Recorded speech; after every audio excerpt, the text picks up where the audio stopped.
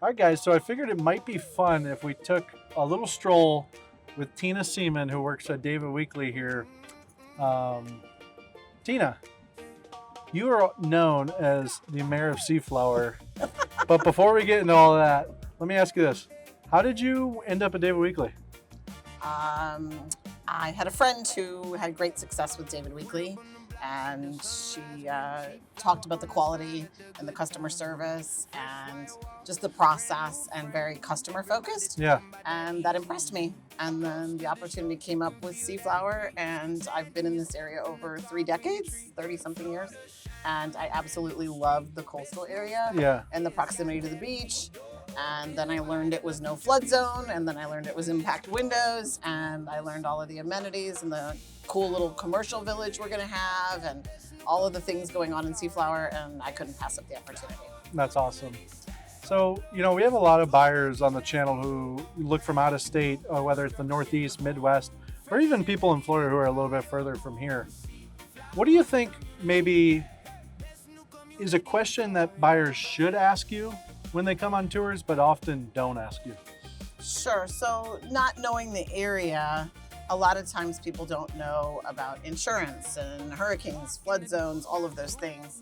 And so I find that just kind of educating on those things gives people peace of mind, and because those questions are eventually going to come up. Right. And I found in this community, insurance is really inexpensive because we're using all impact windows. We're, building to the latest wind code.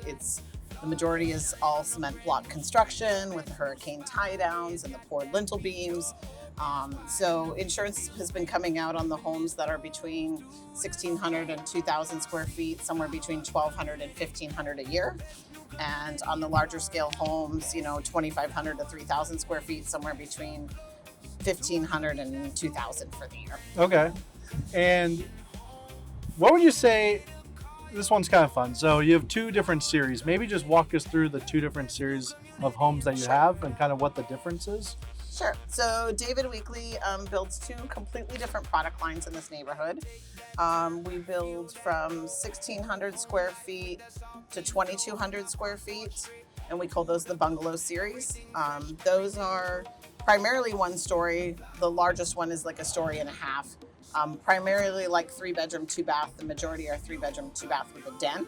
Okay. And those are mostly closing at the moment in the 500s, the largest one in the lower 600s. So still a fabulous price point this close to the beach. Yeah. I mean, my husband and I went out to the beaches the other night for sunset, and I said, let's see how long it'll take us to get back. Well, just to give some context to the folks, you do live in here. I do live in the community. Okay. Yes.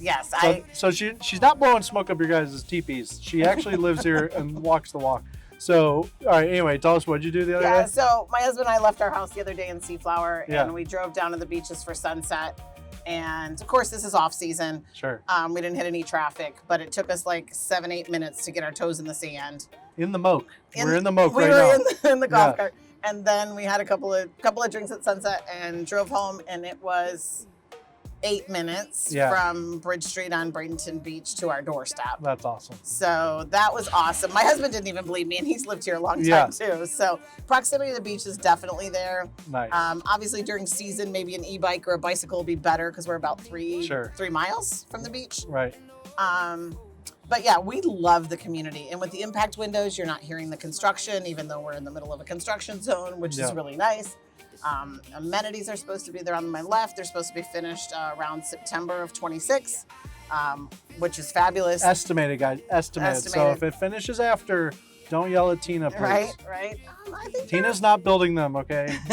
But also, so Tina, here's the thing. I feel like maybe sometimes communities like this that are just kind of those rock star communities, sometimes the developer can just rest on the location alone to sell the community. What have you seen the developers in SeaFlower do to not just be the 3 mile from the beach community, but to actually set some character in the community itself? Wow, gosh, this developer is truly one of the best I've ever worked with. Super responsive, really has great foresight in this community. They created 2 commercial blocks and spaces adjacent to the community that you could actually drive your golf cart and bike to. Oh, nice. So if you want to run over to the grocery store and pick up milk and bread in your golf cart on your bike, you can.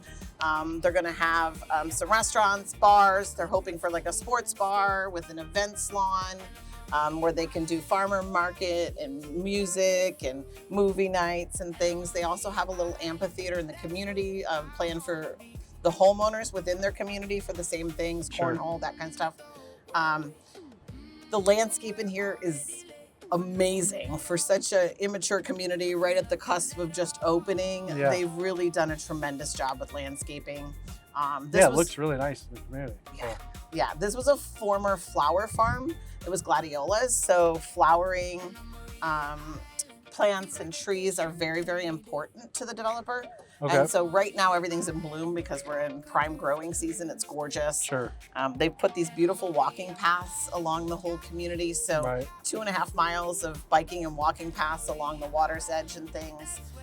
So they really have done a tremendous job to make this feel like its own little really city. Yeah.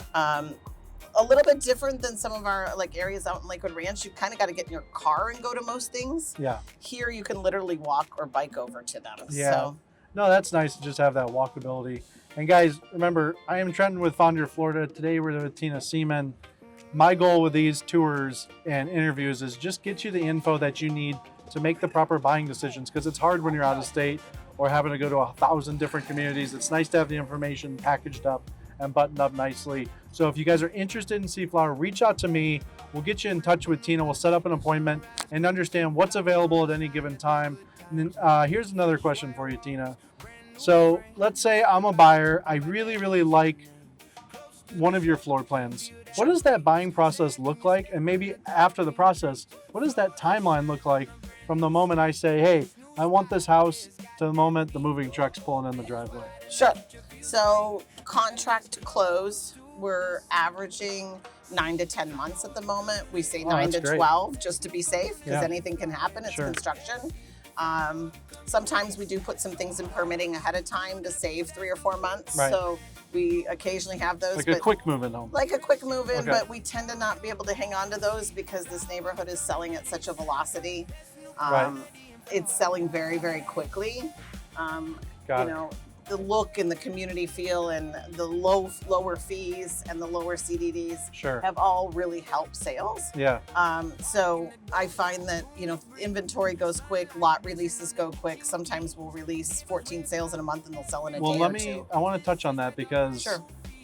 Sometimes I feel like maybe buyers feel that sales agents or realtors even are kind of yanking their chain to get a sale, Sure. that stuff goes quickly. Sure. Obviously, I've seen since the moment this community broken ground, there's been lineups of people waiting to get in here. Yeah. Let's say I am someone, though, who wants one and there's no lots available. How, obviously they'll reach out to me and you'll stay in touch with me for the releases, but what would you say the best practice is? Is it to, work with someone like myself and kind of make sure that you're giving me proper updates and we're just updating? I think it's communication, in my opinion, is the Yes. most important thing. And I think Yes. people get frustrated, not because stuff's not available, but maybe just because they're not being communicated with the proper info, right? Sure.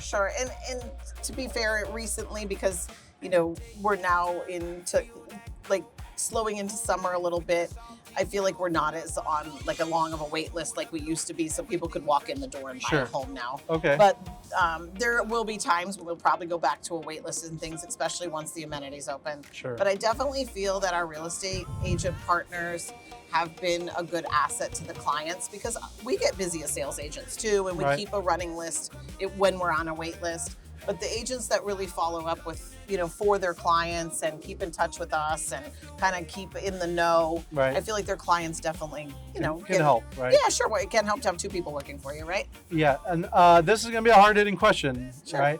So, obviously, there's options in this community, not just Yeah. David Weekley. So, Sure. what does David Weekley do that maybe sets themselves apart a bit from some of the others Sure. that build in here? Sure. So what I've learned after, we started selling in July of 25, so not even a full year yet. Yeah. So working with the other builders and things, everybody's doing well for sales. But I feel like we bring value to the table, like value versus quality. Mm-hmm. So most real estate agents have learned that David Weekley has the best value, I would say, in the neighborhood, because we not only build the quality home, but we're including more in our floor plans. So At the base price, you mean? yeah, at the base price. Okay. So like, you know, the taller baseboards being included. You know, we're doing the taller 8-foot doors included. You're Gutters all mentioning the way all the around. windows are included. Yeah, all the windows. Like on some floor plans I've noticed with other builders, they may have 10 windows standard and the other 12 you have to add. Right. With us, the only option is the back sliding glass door to upgrade. Right. But all the other windows in the house are included. All those little adds can add up. Sure. So, you know, you look at base prices, they might look similar, but at the end of the day, the end price can be very, very different. So Yeah, I feel like that's where we're winning. And that's one thing I tell my clients too, is like, that's why it is nice to have a realtor to kind of help you, because 100%. guys, I know what's going on in here. So Yes. yeah, it can be confusing looking at the base prices all similar. And then you come here and you're shocked that your upgrades are 400,000 with one builder and Yes. 100,000 with there. So it's good, important to know that. Okay, let me finish with this. Well, I was gonna say if you had to pick one, which one you pick, but you already did. So I won't tell people So I did build which with one you David. picked. I built with David Okay, Weekley. Come fine. on, Trent. No, I did. I felt like we got the best value, square footage, home build.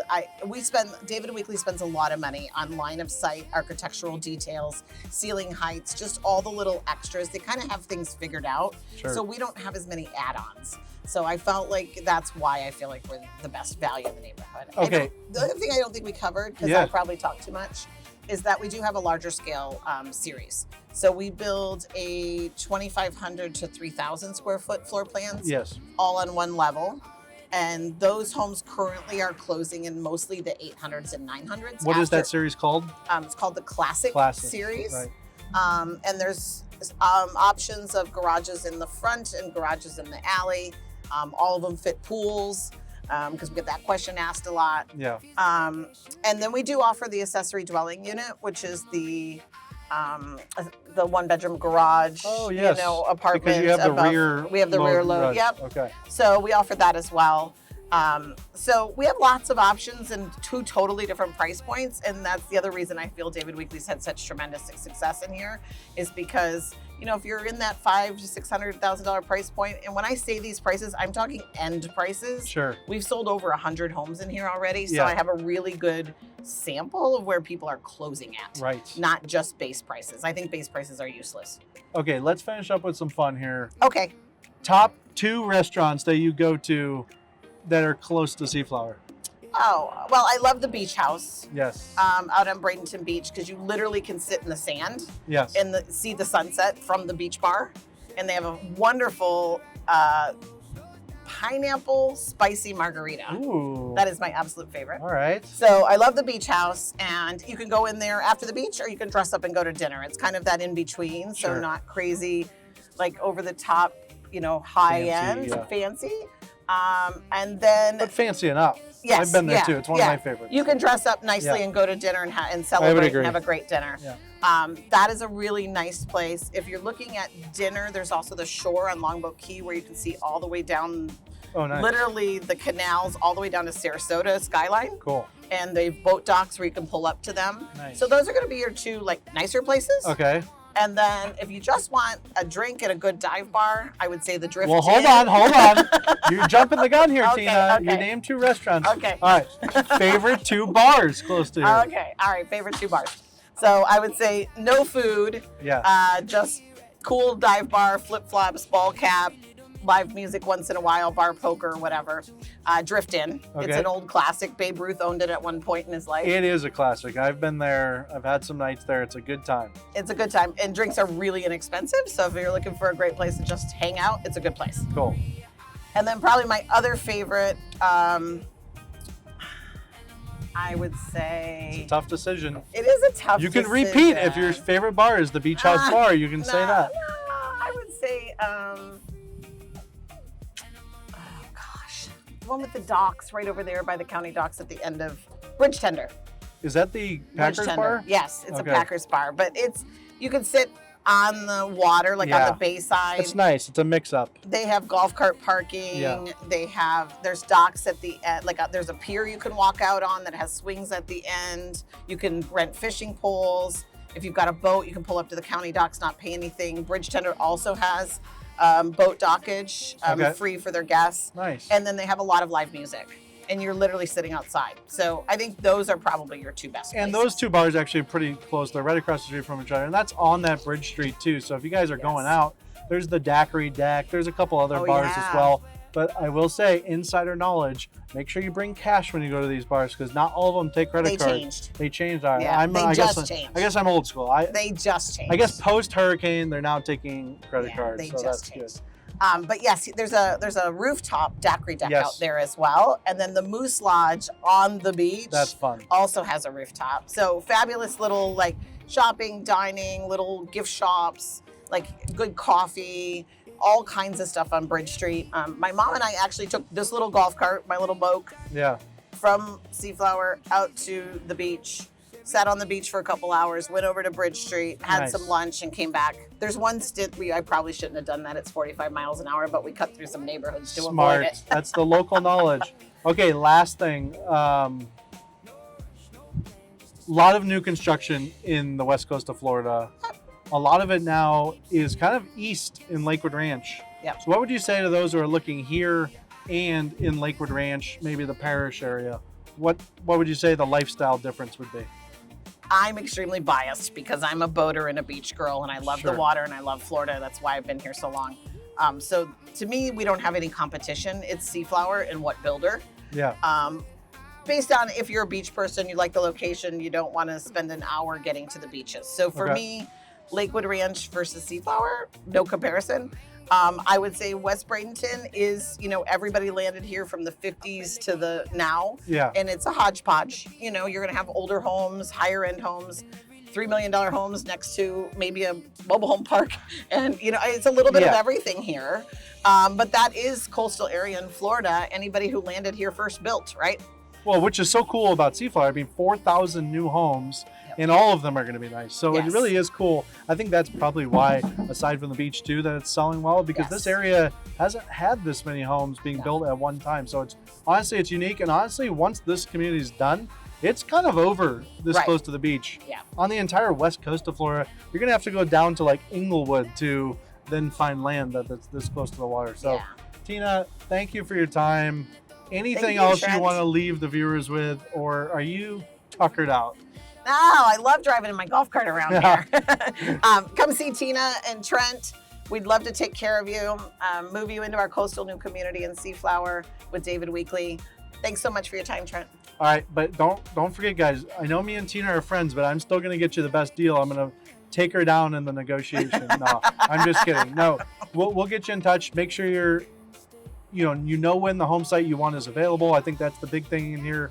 Knowing that buying process, going to the design center. I'll walk you through everything. Sometimes it's overwhelming when you're not here. David Weekley does a great job at building, but I'm here to kind of walk those homes, see how the construction's going. If you're not in state, I can go to the pre-drywall for you. There's a lot of value aside from just the negotiation. 100%. The peace of mind goes a long way, and hopefully I can help deliver that as well. So thank you, Tina. Yep. And guys, you got to check this community out. Give me a call. Reach out to my link in the YouTube description here. It's actually a Calendly, and you can just go ahead and schedule your buyer consultation, or just go old school and call me and I'll answer the phone. So thank you guys. And SeaFlower, Tina, what a great time. Also, the moke is fantastic.